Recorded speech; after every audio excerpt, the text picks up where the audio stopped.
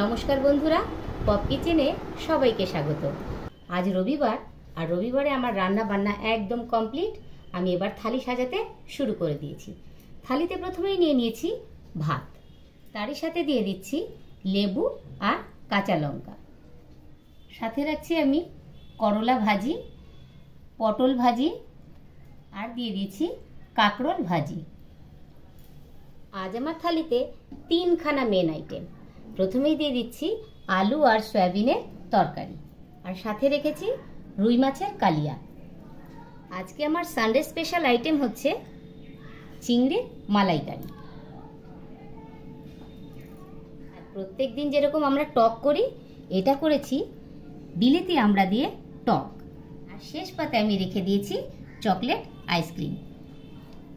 তাহলে বন্ধুরা, পপ কিচেনের থালি আজ আপনাদের কেমন লাগলো অবশ্যই কমেন্ট করে জানাবেন। আর ভালো লাগলে লাইক, শেয়ার, সাবস্ক্রাইব করে আমার সাথে থাকবেন। তাহলে আজকের মতন এই পর্যন্ত। আবার দেখাবে অন্য কোনো দিন অন্য কোনো থালি নিয়ে। টাটা।